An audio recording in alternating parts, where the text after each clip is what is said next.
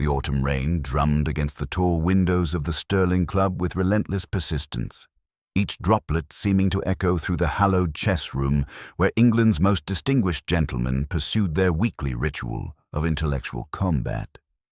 It was precisely 4:30 on a grey November afternoon when death made its entrance into this sanctuary of respectability, arriving not with drama or violence, but with the quiet courtesy befitting such refined surroundings. Sir Alistair Finch, a titan of industry whose very presence commanded attention even in his 72nd year, leaned forward over the polished mahogany board with the concentrated intensity of a general planning his final assault. His opponent, Mr. Humphrey Meadows, sat with characteristic patience, his pale fingers drumming silently against the leather arm of his chair. The retired diplomat had known Sir Alistair for 3 decades, and their Tuesday afternoon matches had become as regular as the club's afternoon tea service. "Check," announced Sir Alistair with evident satisfaction, moving his queen with the decisive flourish of a man accustomed to victory in all endeavours. Mr. Meadows studied the board with his usual methodical approach, his grey eyes moving from piece to piece with clockwork precision. At 58, he had built his considerable reputation through such careful deliberation, never making a move without thorough consideration of every possible consequence. "Ah, Alistair," he said softly, reaching toward his king, "I believe you may have been rather too eager." His hand hovered over the piece momentarily. "Your queen finds herself quite exposed."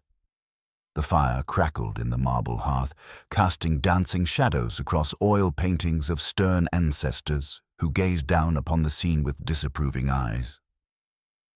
Dr. Marcus Whitfield glanced up from his medical journal with mild interest, while young James Ashford, barely 30 and possessed of restless energy that came with inherited wealth, looked up from his newspaper. "Still at it, you two?" Dr. Whitfield remarked with good-natured affection. 23 years of these matches, and neither has ever conceded defeat gracefully." Sir Alistair was studying the board with growing consternation, his weathered face creasing into deeper lines as he began to perceive the trap into which he had walked. He reached for his knight, paused, then moved his hand toward his queen. For a moment, his fingers trembled slightly, an unusual display of uncertainty from a man known for his unwavering confidence. "Blast it, Meadows," he began, then stopped mid-sentence. His hand remained frozen above the board, his eyes fixed on the pieces with an intensity that seemed to transcend mere concentration. The silence stretched on, broken only by the steady rhythm of rain against glass and the soft whisper of flames consuming oak logs. "Alistair?" Mr. Meadows's voice carried a note of gentle concern. "I say, old fellow, are you quite all right?" But Sir Alistair did not respond. His body remained perfectly upright, his posture unchanged, yet there was an unmistakable absence about him that struck the room like a discordant note. His face, usually florid with robust health, had taken on a peculiar expression, not of pain or distress, but of profound, almost childlike terror, as if he had seen something in those chess pieces that defied all reason. Dr. Whitfield set aside his journal and rose from his chair, his medical instincts immediately alert. Something in the quality of Sir Alistair's stillness struck him as profoundly wrong. He reached the chess table in 3 quick strides, his fingers immediately seeking the pulse point at the industrialist's neck. "Good God," he whispered, his face draining of colour. "He's dead." The words fell into the room like stones into still water, creating ripples of shock that seemed to disturb the very air itself. Mr. Meadows pushed back from the table so abruptly that his chair scraped against the polished floor with an ugly sound. James Ashford's newspaper crumpled in his suddenly nerveless fingers. "Dead?" Meadows' voice was barely above a whisper. "But how? He was perfectly fine not 2 minutes ago. We were discussing the game." Dr. Whitfield's examination was swift but thorough. "No obvious signs of trauma," he murmured. "His color is, well, it's good considering. Pupils normal. James, would you telephone the police, and perhaps ask Davies to ensure no one else enters this room? As young Ashford hurried from the chess room, Dr. Whitfield continued his preliminary examination, while Meadows stood frozen beside the table, staring down at his opponent's face. That strange expression of terror still etched upon features that had faced down boardrooms full of hostile shareholders without flinching. The chess pieces remained frozen in their positions, a silent tableau of a game abruptly ended. Sir Alistair's final move, a knight's sacrifice that no experienced player would have made, seemed to mock the very notion of logical strategy. It was, thought Dr. Whitfield with growing unease, as if death itself had made that last, impossible move. Outside, the rain continued its relentless percussion, while within the Stirling Club's chess room, a mystery had begun that would soon require a mind capable of seeing far beyond the obvious. A mind that understood the intricate game of human nature better than any mere chess master ever could. The measured tread of official boots upon the Stirling Club's marble floors announced the arrival of Scotland Yard within the quarter hour. Inspector Japp, a compact man whose shrewd eyes had witnessed more than their share of London's darker mysteries, entered the chess room with a brisk efficiency that had made him one of the Yard's most reliable investigators. Behind him came a police surgeon and a constable whose notebook was already poised for duty. "Right then, gentlemen," Inspector Japp announced, his voice cutting through the hushed atmosphere. "I'm told we have a sudden death under unusual circumstances." Dr. Whitfield stepped forward, his professional composure restored despite the lingering tremor in his hands. "Inspector, I'm Dr. Marcus Whitfield. Sir Alistair Finch collapsed during his weekly chess match with Mr. Meadows. I examined him immediately. He was dead within moments, possibly instantaneously." Japp's experienced gaze swept the room, taking in the undisturbed chessboard, the perfectly arranged furniture, and the three men who stood like actors frozen in a tableau. "Any obvious cause, Doctor?" "None that I can determine without a proper examination," Dr. Whitfield replied carefully. "No signs of violence or struggle. His expression, however, suggests he experienced something profoundly disturbing in his final moments." The police surgeon, Dr. Evans, began his preliminary examination while Japp turned his attention to the chess table. The pieces remained exactly as they had been at the moment of death, creating an eerie monument to an unfinished game. "Mr. Meadows, I presume?" Japp addressed the diplomat, who had been standing rigidly beside the mantelpiece. "You were Sir Alistair's opponent?" "Indeed, Inspector." Meadows's voice carried its usual measured cadence, though a careful observer might have detected a slight strain beneath the diplomatic polish. "We were in the middle of our regular Tuesday match. Sir Alistair had just moved his queen to place me in check. I was considering my response when he reached for his knight, paused, and—" He gestured helplessly toward the board. "He simply stopped. The look on his face was one of absolute terror." "Terror?" Japp's eyebrows rose slightly. "Not pain or distress?" "No, Inspector. Terror, as if he had seen something that defied all reason." James Ashford, who had been standing near the rain-streaked windows, spoke up with barely controlled agitation. "Inspector, you must understand. Sir Alistair was not a man given to fear. I've known him for years. He faced down hostile takeovers, parliamentary inquiries, even death threats from disgruntled workers. Nothing rattled him." Japp made a note, then studied the chessboard more intently. "I'm no chess player, gentlemen, but even I can see this last move makes no sense. Why would an experienced player sacrifice his knight for no apparent gain?" "Precisely what troubles me," Dr. Whitfield interjected. "Sir Alistair was methodical in everything, especially chess. That move is completely out of character. Unless," Japp mused, his mind was on something else entirely at that moment. The inspector walked slowly around the table, his sharp eyes cataloguing every detail. The chess pieces seemed to mock his scrutiny with their carved, impassive faces. He paused at Sir Alistair's chair, noting the rigid posture, the hands still positioned as if about to complete the fatal move. "Dr. Evans," Japp called to the police surgeon, "your preliminary assessment." Dr. Evans looked up from his examination, his expression troubled.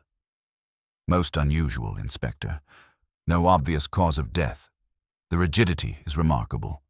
Most bodies relax at the moment of death. It's as if he died in a state of extreme tension or shock." "Poison?" Japp inquired. "Possible, though he consumed nothing during the game, according to these gentlemen. We'll know more after the post-mortem." Japp turned back to the three witnesses. "I'll need detailed statements from each of you separately. But first," he fixed each man with a penetrating stare. "Had Sir Alistair any enemies? Business rivals? Anyone who might wish him harm?" The question hung in the air like incense, heavy with implication. Each man exchanged glances that spoke of shared knowledge and carefully guarded secrets. "Inspector," Meadows said finally, "Sir Alistair was a powerful man in industrial circles. Such men inevitably make enemies. However, I cannot imagine anyone gaining access to this room to do him harm." "Quite right," Dr. Whitfield agreed. "The Stirling Club's security is impeccable. Only members and their guests are admitted." Japp nodded slowly, but his expression suggested he found their explanations incomplete. "Very well, gentlemen. We'll treat this as a suspicious death pending the post-mortem results. I'll require you all to remain available for further questioning." As the inspector concluded his preliminary investigation, the chess pieces continued their silent vigil over mysteries that death had locked away, waiting for a mind capable of seeing beyond the obvious, a mind that understood the intricate game of human nature better than any mere chess master ever could. Outside, the November rain continued its relentless percussion against the windows, as if washing away the comfortable certainties that had, until this afternoon, governed life within the Stirling Club's hallowed walls. Inspector Japp stood alone in the chess room for several minutes after the witnesses had been escorted to separate chambers for questioning, his experienced eyes returning again and again to the frozen tableau before him. The chess pieces seemed to mock his efforts at logical deduction, their carved faces maintaining the same inscrutable expressions they had worn when Sir Alistair Finch drew his final breath. Something about the entire scene troubled him deeply. Not merely the unexplained death, but the profound wrongness that seemed to permeate the very air of the room. The soft clearing of a throat interrupted his contemplation.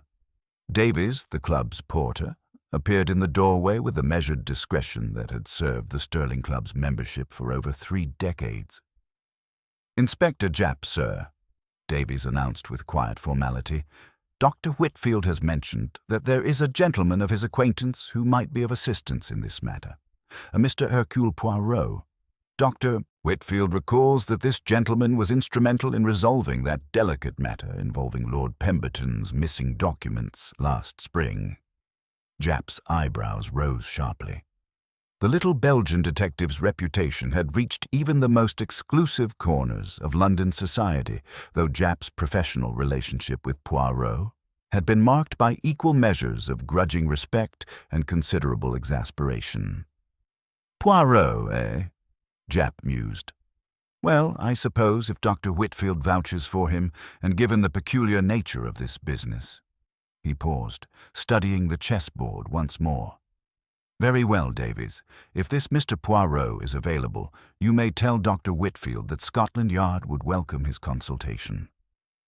Within 40 minutes, the distinctive figure of Hercule Poirot appeared in the Stirling Club's entrance hall, his appearance as immaculate as ever despite the November rain that continued its relentless assault upon London's streets. His small, egg-shaped head was perfectly groomed, his moustache waxed to geometric precision, and his grey cells, as he would undoubtedly remind anyone who cared to listen, were already engaged with a fascinating puzzle that had presented itself. "Ah, mon ami Japp." Poirot greeted the inspector with evident pleasure as he was escorted to the chess room. "Dr. Whitfield, he has briefed me most thoroughly upon the circumstances. A gentleman dies during his weekly chess ritual, exhibiting signs of extreme terror and making a move that defies all logic. Most intriguing, is it not? Japp nodded grimly. Intriguing is one word for it. Baffling is another. We've found no obvious cause of death, no signs of violence, and 3 solid witnesses who all tell the same story. Poirot approached the chess table with the reverence of a scholar examining ancient manuscripts, his keen eyes immediately beginning their methodical catalogue of every detail.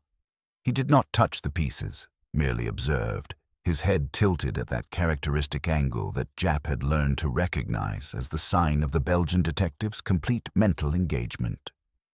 The position of the pieces, Poirot murmured, more to himself than to Japp. She tells a story most fascinating. Sir Alistair's queen, positioned to deliver check, a strong, aggressive move, non. And yet, his final action, he gestured delicately toward the knight. This sacrifice, it is not merely poor strategy, Inspector. It is the move of a man whose attention has been completely diverted from the game itself. That's what I thought, Japp agreed. But diverted by what? Poirot's eyes moved beyond the chessboard, taking in the room's elegant appointments with the same meticulous attention. He noted the precise arrangement of the chairs, the undisturbed medical journal that Dr. Whitfield had abandoned, the crumpled newspaper that young Ashford had dropped in his shock. Each detail was catalogued and filed away in that remarkable mind. Consider, mon bon Japp, Poirot continued, his voice carrying that peculiar intensity that always preceded his most brilliant deductions. A man who has played chess competently for 30 years does not suddenly forget the fundamental principles of the game unless something of far greater importance has captured his complete attention. Something that inspired not merely distraction, but absolute terror. He straightened, his gaze meeting Japp's with quiet confidence. The physical evidence, she may tell us how Sir Alistair died.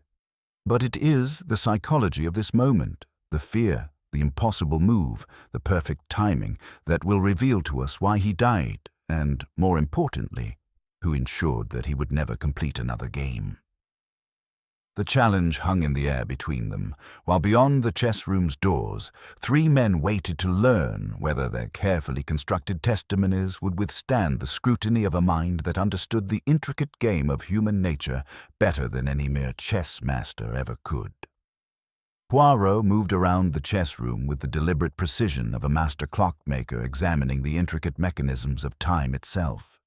His keen eyes catalogued every detail, the precise angle of Sir Alistair's chair, the untouched teacup on Dr. Whitfield's side table, the crumpled newspaper that had fallen from young Ashford's nerveless fingers. Each element spoke to him in the silent language of human behavior, revealing truths that escaped less observant minds. "Inspector," Poirot said finally, straightening from his examination of the chessboard, "the physical evidence, she tells us much, but it is the human element that will unlock this mystery. We must speak with our 3 witnesses, each in turn, and listen not merely to their words, but to the spaces between their words." Japp nodded, consulting his notebook with practiced efficiency. "I've had them separated as you requested. Shall we start with Meadows?" He was sitting directly across from the deceased. "Précisément, mon ami. The opponent sees most clearly the face of his adversary. Come, let us discover what Mr. Meadows observed in Sir Alistair's final moments." They found Humphrey Meadows in the club's smaller reading room, standing with characteristic composure beside rain-streaked windows that overlooked the grey November street. His diplomatic training had served him well in maintaining his equilibrium, though Poirot's experienced eye detected the subtle signs of inner turmoil. The slight tension in his shoulders, the way his fingers drummed silently against his thigh. "Mr. Meadows," Poirot began with courteous formality, settling into a leather armchair with meticulous attention to the crease of his trousers, "I understand you and Sir Alistair have been chess opponents for many years?" 23 years, to be precise," Meadows replied, taking the seat opposite Poirot. "We began playing shortly after my return from Vienna. It became our weekly ritual. Every Tuesday at 4:30, without fail. A considerable investment of time in any friendship, Poirot observed. In all those years, did you find Sir Alistair to be a predictable player? Meadows considered this carefully, his diplomatic instincts choosing each word with precision. Predictable in his aggression, perhaps. Alistair always played to win, sometimes taking risks that a more cautious player would avoid. But he was never reckless. Every move had purpose, even when that purpose wasn't immediately apparent. And today's game? Was it proceeding in his typical fashion? Entirely typical until the very end, Meadows confirmed. He had just placed my king in check with his queen, a bold, aggressive move that was quintessentially Alistair. I was studying my options when he reached for his knight. The diplomat's composure wavered slightly. That move made no sense whatsoever. It was as if someone else had taken control of his hand. Poirot leaned forward with that characteristic intensity that seemed to draw truth from the very air. Describe for me, if you please, the exact moment when this transformation occurred. What did you observe in Sir Alistair's demeanour? Meadows closed his eyes briefly, accessing his diplomat's trained memory for detail. He had been studying the board with his usual concentration. Then, quite suddenly, his expression changed. Not gradually, instantaneously. His eyes widened, not with the surprise of discovering a tactical error, but with something approaching terror. His hand, which had been steady throughout the game, began to tremble as he reached for the knight. Terror, Poirot repeated softly. You are certain of this assessment? Absolutely certain. I've seen fear in many forms during my diplomatic career, Mr. Poirot. This was primal terror, the look of a man confronting something that defied his understanding of the world. Japp interjected. Did you notice anything else unusual about Sir Alistair in recent weeks? Any concerns, any changes in his behavior? Meadows hesitated, and in that hesitation, Poirot detected the presence of information carefully withheld. There had been some business difficulties, the diplomat admitted finally. Labor disputes at one of his factories. Alistair mentioned it in passing, nothing that seemed to trouble him unduly. He had weathered such storms before. Yet something was different this time, no? Poirot suggested gently. Perhaps, Meadows conceded. He seemed more vigilant lately, as if he were expecting something unpleasant to occur. Poirot thanked Meadows with characteristic courtesy and watched as the diplomat departed with measured steps. Alone with Japp, the Belgian detective steepled his fingers in contemplation. Most illuminating, Inspector. Our Mr. Meadows possesses the diplomat's skill of revealing much while concealing more. But the terror he described, this was no ordinary fear of death. This was the terror of recognition, of seeing something that should not exist. The mystery deepened with each revelation, and Poirot's little grey cells began their methodical work of assembling the scattered pieces of human motivation and deadly consequence. Poirot remained silent for several moments after Meadows departed, his keen eyes studying the patterns the rain made against the windows. The diplomat's carefully measured words had revealed far more than their surface. Meaning suggested, and the Belgian detective's little grey cells were already beginning to weave connections between stated facts and unspoken truths. Our Mr. Meadows possesses the diplomat's greatest skill, Poirot observed to Japp, the ability to speak at length while revealing only what he chooses to reveal. Yet his description of Sir Alistair's terror, this was genuine, mon ami. A man does not fabricate such specific details of another's final moments. Right then, Japp replied, consulting his notebook with characteristic efficiency. Shall we speak with Dr. Whitfield next? As the medical man, he might have insights the others lack. Précisément. The physician sees with eyes trained to observe the human condition in all its fragility. Come, let us discover what medical science can tell us about this most unnatural death.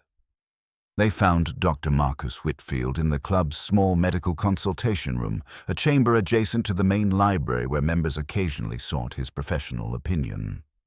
The physician sat rigidly upright, his usually steady hands betraying a slight tremor as he arranged and rearranged his medical instruments with nervous precision.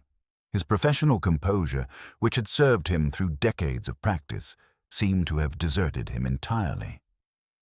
"Dr. Whitfield," Poirot began with gentle courtesy, settling himself with characteristic attention to the crease of his trousers. "Your medical expertise makes your observations particularly valuable. In your professional opinion, what caused Sir Alistair's death?" Dr. Whitfield's response came with the measured cadence of a man accustomed to delivering difficult diagnoses. "That's precisely what troubles me, Mr. Poirot. I've been practicing medicine for 37 years, and I've never encountered anything quite like this. The complete absence of obvious symptoms, the instantaneous nature of the collapse, the preservation of that expression of terror, none of it conforms to any medical condition I recognize." "Yet death occurred nonetheless," Poirot observed. "The human body does not simply cease functioning without cause. What possibilities have you considered?" "Cardiac arrest, naturally, though Sir Alistair showed no previous signs of heart disease. Stroke, though again, his medical history argues against it." Dr. Whitfield paused, his professional training warring with something deeper and more troubling. "There is another possibility, though it ventures into territory that medical science struggles to explain: psychological shock so profound that it triggers complete systemic failure." Japp leaned forward with professional interest. "You mean he was literally frightened to death?" "I've read case studies from the war," the doctor confirmed. "Soldiers who died from terror alone, without physical injury. The mind, when confronted with something it cannot process, sometimes simply stops. But what could have triggered such a reaction in Sir Alistair? I was sitting no more than 10 feet away, and nothing occurred that should have caused such profound shock." Poirot's eyes sharpened with that peculiar intensity that marked moments of significant revelation. "You have known Sir Alistair for many years, no? Had he consulted you recently about any concerns?" Dr. Whitfield hesitated, and in that hesitation, Poirot detected the physician's struggle between professional discretion and the demands of investigation. "He did visit me 3 weeks ago," the doctor admitted finally. "Not for any physical ailment, but for something rather unusual. He complained of disturbing nightmares that had begun occurring with increasing frequency." "Dreams of what nature?" Poirot pressed gently. He was reluctant to provide details, but he mentioned recurring images of chess pieces that moved of their own accord, games that continued after his opponents had departed, and a persistent sense of being watched during his matches. "I prescribed a mild sedative, but he returned last week, more agitated than before." The silence that followed was profound, broken only by the steady percussion of rain against the windows. "The dreams had evolved," Dr. Whitfield continued, his voice dropping to barely above a whisper. "Now he dreamed of making moves he had never intended, of his hands moving against his will, of chess pieces that whispered accusations. He asked me whether extreme psychological pressure could manifest in physical symptoms, whether guilt, if sufficiently intense, could literally kill a man." Poirot sat motionless, processing this crucial information with methodical precision. "Most illuminating, Doctor. Did he specify the nature of this guilt that so tormented him?" "He spoke only in generalities, but I had the distinct impression that something from his past had returned to haunt him, something connected to those weekly chess games that had become so central to his routine." As they prepared to leave, Poirot paused at the threshold. "One final question, Doctor. Young Mr. Ashford mentioned hearing a faint sound just before Sir Alistair's collapse. A click or snap. Did you notice anything similar?" Dr. Whitfield frowned in concentration. "Now that you mention it, there was something. Very subtle.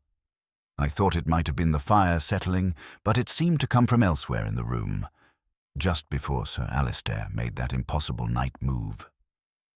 Outside the consultation room, Poirot's expression was grave. The psychological landscape of the case was becoming clearer, revealing a man tormented by guilt and haunted by nightmares that had somehow manifested in deadly reality. The revelation of Sir Alistair's tormented nightmares cast an entirely new light upon the investigation, and Poirot found himself contemplating the intricate relationship between psychological guilt and physical death as he and Japp made their way toward the club's smaller lounge, where James Ashford awaited questioning. The Belgian detective's methodical mind was already constructing theories that bridged the supernatural fears plaguing Sir Alistair and the very real circumstances of his demise. "Guilt," Poirot murmured to Japp as they walked. "She is a most powerful force, mon ami.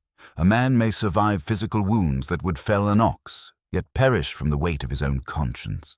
But what specific transgression could have driven Sir Alistair to such extremes of psychological distress?" They found James Ashford pacing restlessly before the fireplace, his usual air of careless confidence entirely absent. At 30, he possessed the casual elegance that came with inherited wealth, yet his normally immaculate appearance showed signs of profound distress. His collar slightly askew, his fair hair disheveled by nervous fingers. The restless energy of youth confronted by mortality had transformed him into a man barely containing his agitation. "Mr. Ashford," Poirot began with characteristic courtesy, selecting a chair that afforded him the best observation of the young man's facial expressions. "You have known Sir Alistair for several years, I understand?" "Indeed, Mr. Poirot," Ashford replied, his voice carrying the strain of barely controlled emotion. "My father and Sir Alistair were business associates before father's death 5 years ago. Sir Alistair became something of a mentor afterward, helped me navigate the complexities of inherited responsibility, though his guidance often felt more like supervision." "A man of considerable influence in your life, then," Poirot observed. "Tell me, had you noticed any changes in his behavior recently?" Ashford drew a shaky breath, using the moment to compose his thoughts. "Over the past month, he seemed increasingly preoccupied during our conversations, distracted, as if wrestling with something from his past. He had begun asking odd questions about forgiveness, about whether certain actions could ever be truly absolved." Japp leaned forward with professional interest. "What sort of actions?" "He never specified directly," Ashford admitted, "but I gathered it concerned his earlier business dealings. There was a labor dispute at his Manchester factory several years ago, a strike that ended badly. A worker named Thomas Hartwell died during the confrontations. Sir Alistair was cleared legally, but I think the man's death weighed heavily on his conscience." Poirot's eyes sharpened with that peculiar intensity marking moments of significant insight. "This Thomas Hartwell, did he leave family?" "A son, Michael Hartwell. Sir Alistair actually helped arrange employment for the young man afterward. Guilt, I suppose, though he never admitted as much."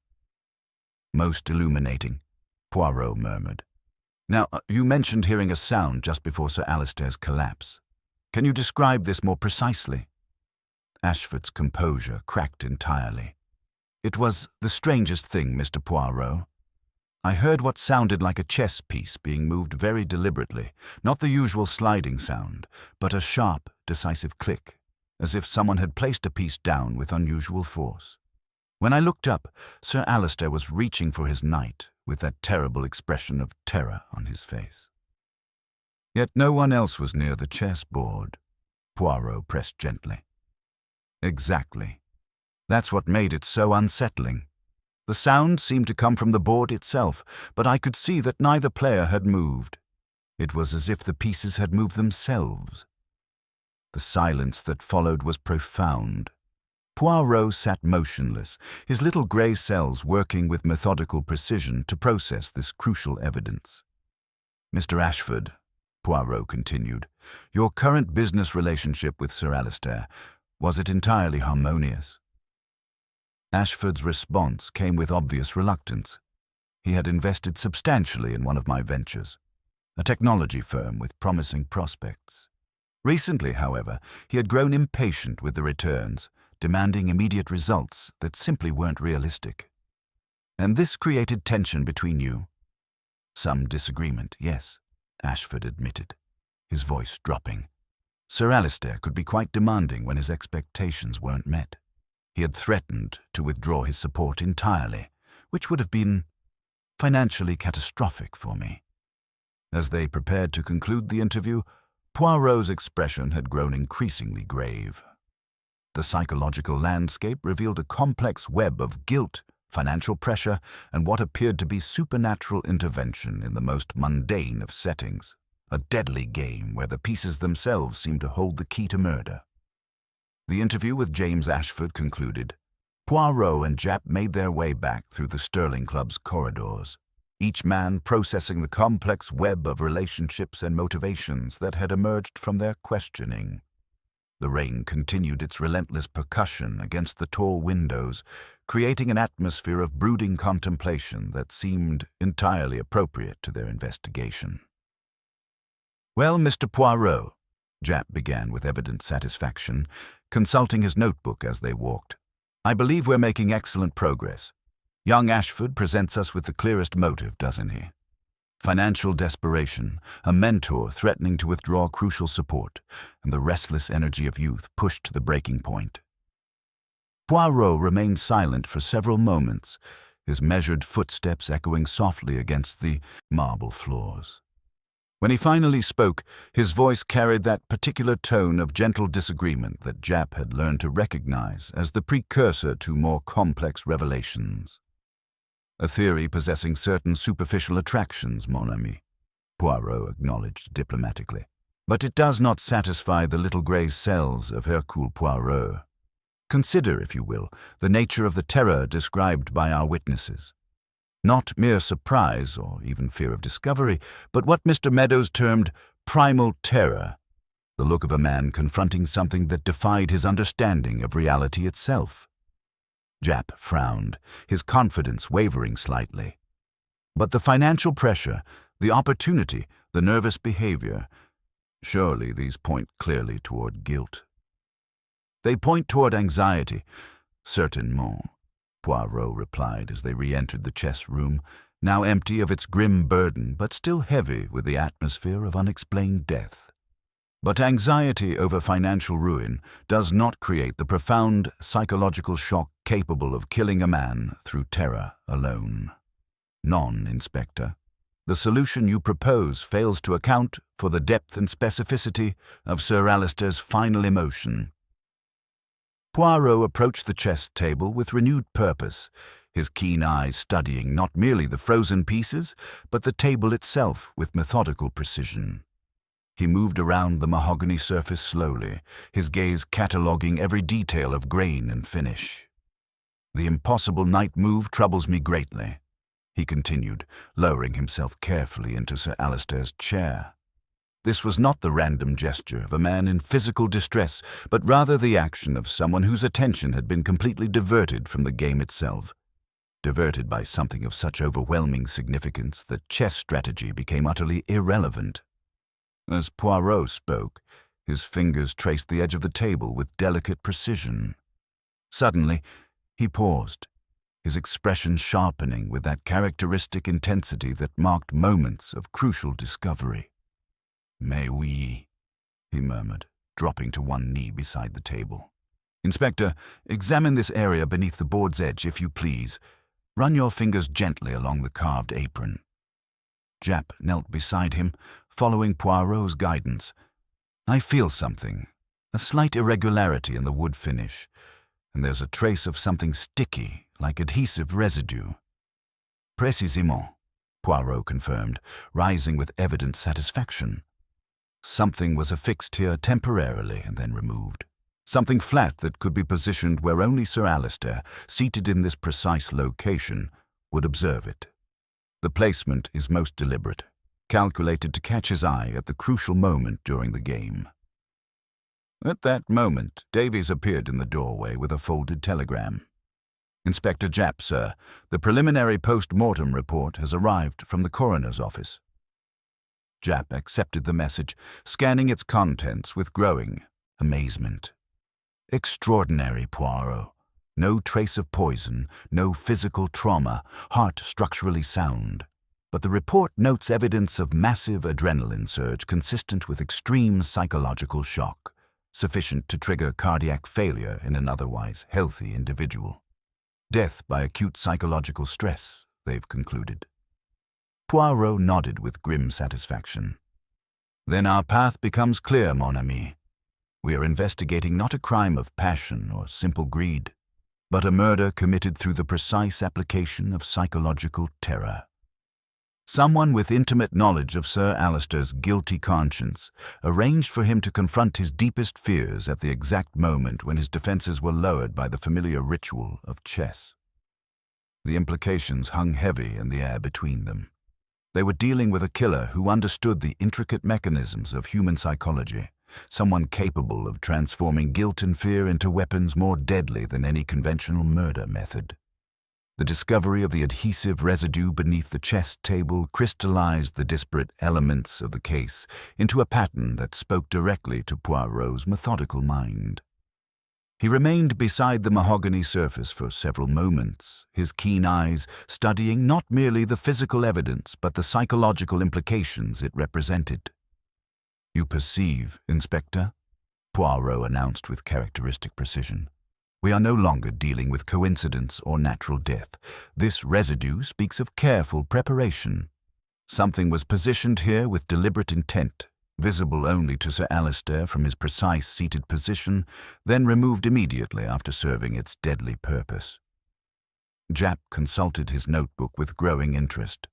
But what could be so terrifying that it would literally frighten a man to death? And how could it vanish without anyone noticing? Ah, mon ami, to answer that question, we must first understand the full extent of our victim's psychological torment. Poirot gestured toward the door. "Come, we must examine Sir Alistair's personal effects. The nature of his recent nightmares suggests this campaign of terror has been building for some time." In the club's administrative office, Davies had meticulously preserved Sir Alistair's belongings. Poirot examined each item with methodical care, but it was the leather journal that yielded the most disturbing revelations.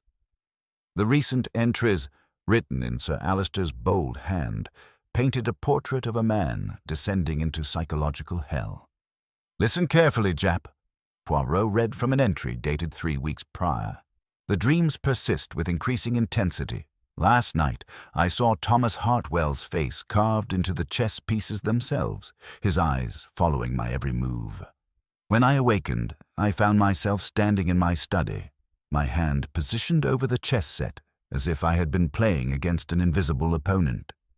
The inspector shifted uncomfortably. "Guilt-induced. Hallucinations?"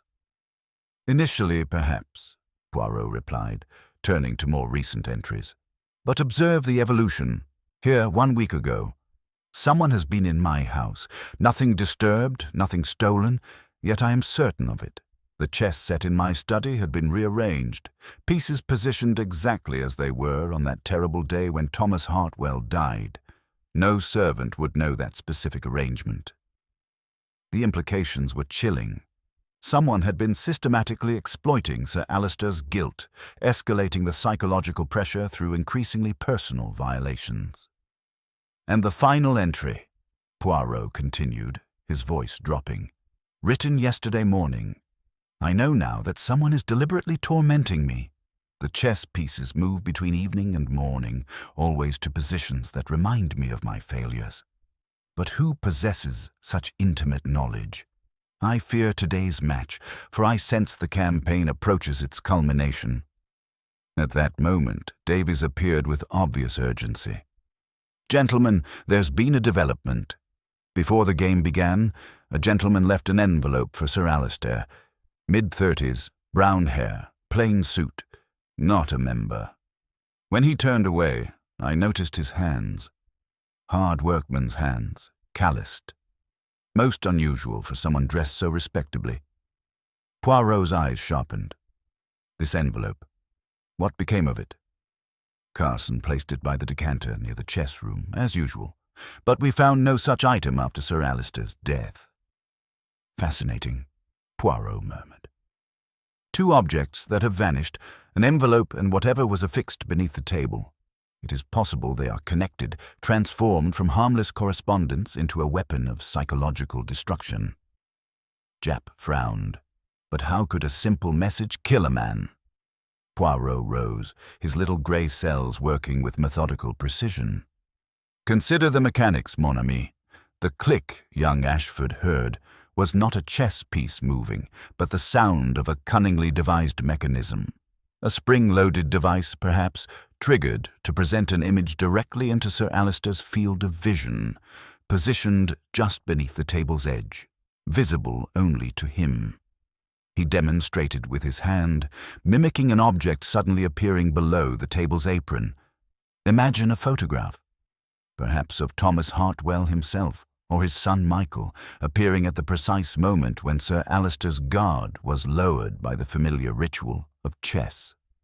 The shock of confronting his ghost in such a tangible yet impossible manner would be immense. And the disappearance? The device would retract instantly or be quickly removed by thin wire. The adhesive residue held this mechanism temporarily in place. The genius lies in its simplicity. No poison, no violence, merely the weaponization of conscience itself, delivered with surgical precision to a man already tormented by guilt. Poirot's expression grew grave. Our killer possessed intimate knowledge of Sir Alistair's psychology, access to his private torments, and the technical skill to devise this invisible method of murder. The question now becomes, which of our suspects combines such comprehensive understanding with the opportunity to execute this most ingenious crime? The case was approaching its crucial phase, where careful psychological manipulation would finally reveal the identity of a murderer who had transformed human conscience into the deadliest weapon of all. The discovery of the mechanical device beneath the chess table marked a crucial turning point in the investigation, transforming what had appeared to be an inexplicable death into a carefully orchestrated murder. Poirot stood motionless beside the mahogany surface, his methodical mind reconstructing the precise sequence of events that had culminated in Sir Alistair's terror-induced demise. "Inspector," Poirot announced with characteristic precision, "we have now established the method of this most ingenious crime. A spring-loaded device, positioned to present an image directly into Sir Alistair's field of vision at the crucial moment, then immediately retracted. The adhesive residue confirms this theory, and the click young Ashford heard was the sound of this mechanism deploying." Japp consulted his notebook with evident satisfaction. "Right then, Poirot. Given what we've learned, I believe we can identify our killer with reasonable certainty. Young Ashford presents the clearest motive: financial desperation, a mentor threatening to withdraw crucial support, and he's the one who reported hearing the mysterious sound. Perhaps he invented that detail to deflect suspicion while actually operating the device himself." Poirot remained silent for several moments, his keen eyes studying the frozen chess pieces with renewed intensity. When he finally spoke, his voice carried that gentle tone of disagreement that Japp had learned to recognize as the precursor to more complex revelations. "A theory possessing certain superficial attractions, mon ami," Poirot acknowledged diplomatically. "But it fails to satisfy the little grey cells of Hercule Poirot. Consider the nature of young Ashford's character: impulsive, emotional, transparent in his anxieties. Could such a man sustain for weeks the systematic campaign of psychological persecution we have discovered? Could he creep into houses unobserved, rearrange chess pieces with symbolic malice, and then employ a device requiring such delicate timing and technical sophistication?" Japp frowned, his confidence wavering. "Then Meadows. He has the diplomatic skills for such subtlety, knows chess intimately, and possesses the self-control for long-term planning. Mr. Meadows indeed possesses considerable intelligence and restraint," Poirot replied thoughtfully. "Yet observe his reaction to Sir Alistair's death. Analytical, professional, detached. He described the terror with accuracy, but not with the intimacy of one who had orchestrated it. Non, Inspector, He conceals secrets, certainly, but they are not the secrets of our psychological assassin. At that moment, Davies appeared with obvious urgency, carrying a manila envelope. "Gentlemen, while organizing Sir Alistair's personal effects, I discovered this hidden within his jacket's inner pocket. Most peculiar, it wasn't there during my initial examination." Poirot accepted the envelope with delicate care, noting immediately that it bore no postmark or address. Inside, he found a single photograph. A young man in working clothes, perhaps 25 years of age, with intelligent eyes and calloused hands. On the reverse, written in faded ink, were the words, "Thomas Hartwell, 1952-1978. Beloved son and father." "Mon Dieu," Poirot whispered, understanding flooding his features. "The weapon reveals itself at last. This photograph was not in Sir Alistair's possession during the chess match. Someone placed it there afterward. But its twin was the image that appeared before him in those final, fatal moments." The implications struck both men with considerable force. Japp leaned closer, studying the photograph with professional interest. "But who would have access to such a personal item, and how does this connect to our mechanical device?" Poirot's expression grew increasingly grave as his little grey cells worked with methodical precision. "We must consider, Inspector, who possessed not merely the technical skills to construct such a device, but the intimate knowledge of Sir Alistair's deepest guilt. Someone who understood that the most devastating revenge is not physical destruction, but forcing one's enemy to confront the full weight of his own conscience." He began pacing the room with characteristic intensity. "Our killer has been patient, methodical, studying his victim's psychology with the dedication of a master chess player contemplating the perfect endgame. The systematic torment, the violated chess sets in Sir Alistair's home, the nightmares, all carefully orchestrated to prepare for this single, fatal moment." Poirot turned to face the chessboard one final time, his expression reflecting the satisfaction of a man whose theories were crystallizing into certainty. The beauty of this crime lies not in its complexity, but in its elegant simplicity. No poison, no violence, merely the weaponization of human conscience itself, delivered with surgical precision to a man already tormented by guilt.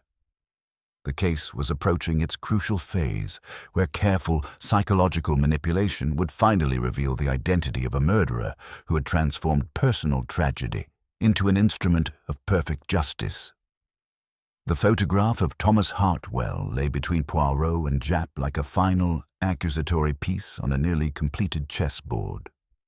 The Belgian detective regarded it with grave attention, his methodical mind processing the profound implications of this crucial evidence. The young man's intelligent eyes stared back from the faded image, and Poirot found himself contemplating the intricate web of justice and revenge that had culminated in Sir Alistair's psychological destruction. "You perceive, Inspector," Poirot announced with growing certainty, "this photograph was not merely discovered. It was deliberately placed in Sir Alistair's jacket after his death. The killer wished us to believe it had been carried all along, a misdirection to suggest guilt-induced natural death rather than calculated murder." Japp consulted his notebook with renewed interest. "But who could have gained access to plant it? And how does this connect to our mysterious messenger with the workman's hands?" At that precise moment, Davies appeared in the doorway with obvious urgency, carrying a leather-bound ledger.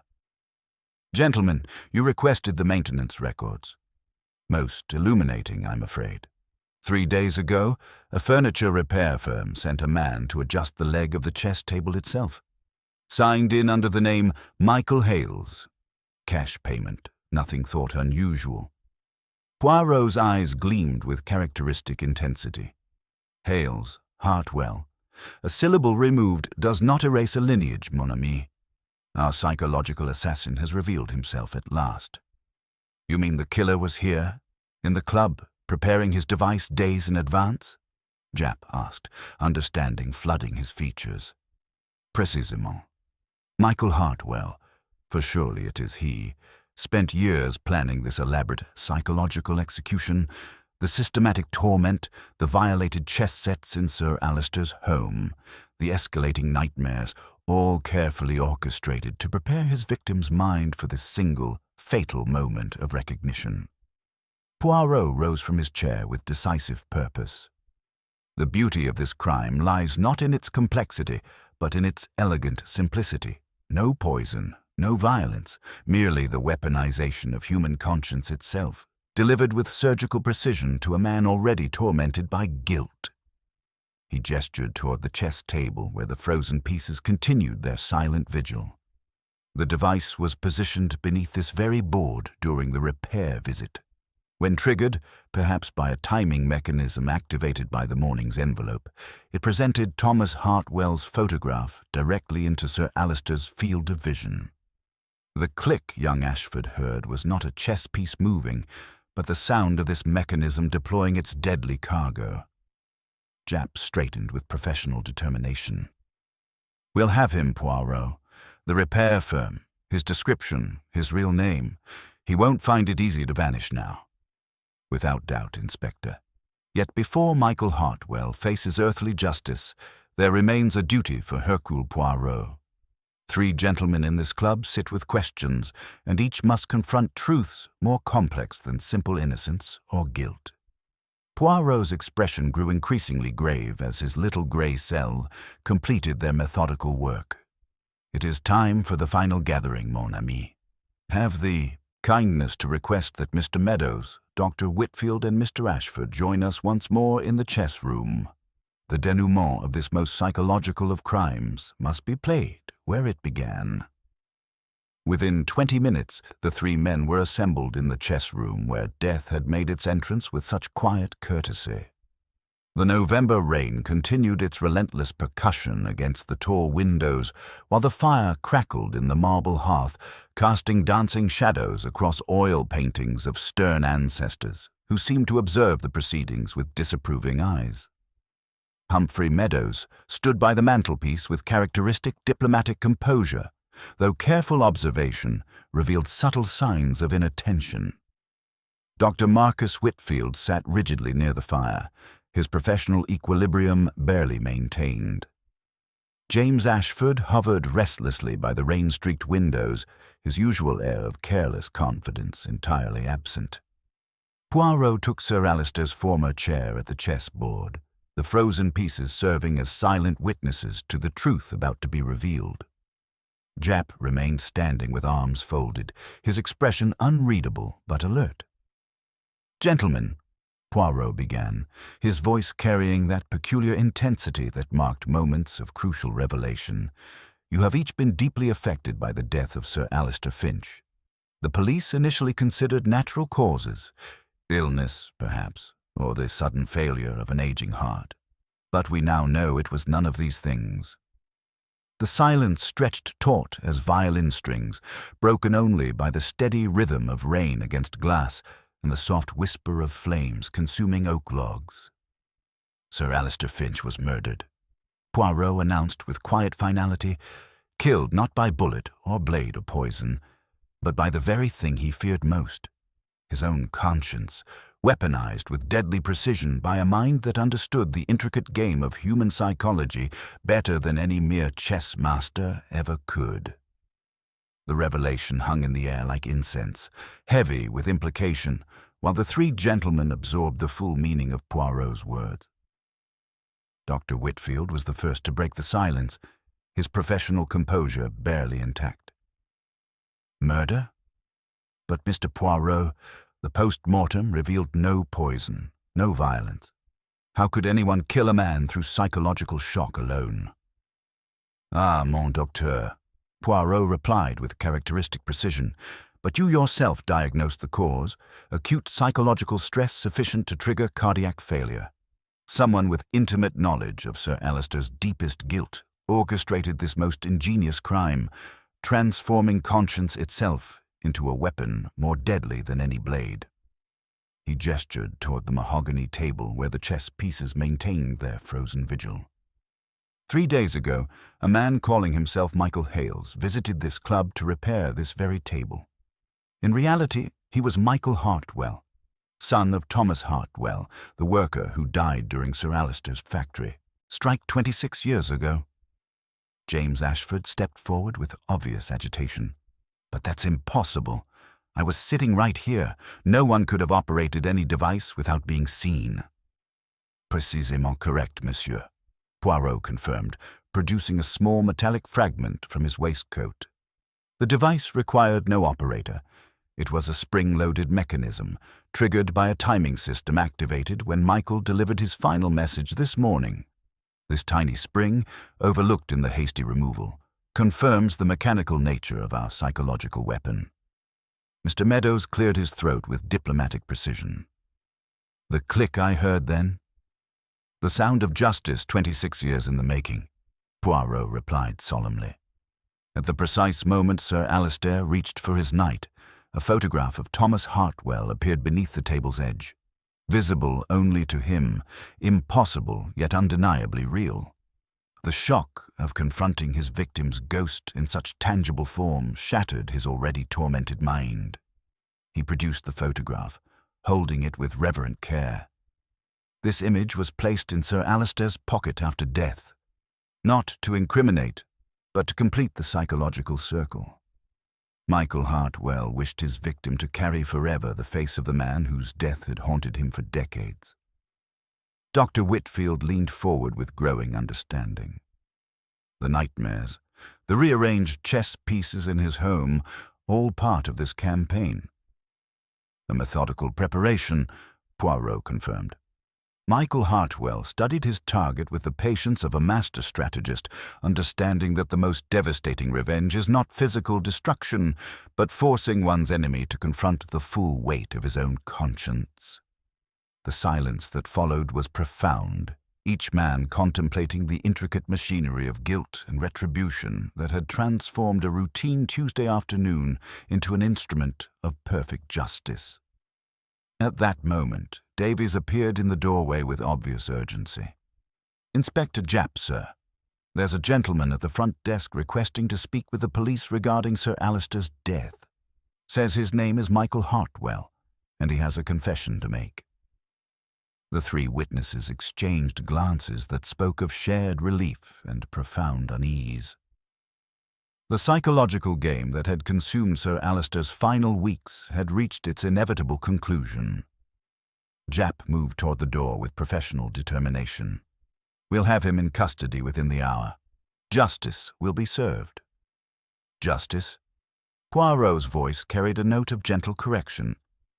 "Non, mon ami. This was vengeance dressed in justice's robes.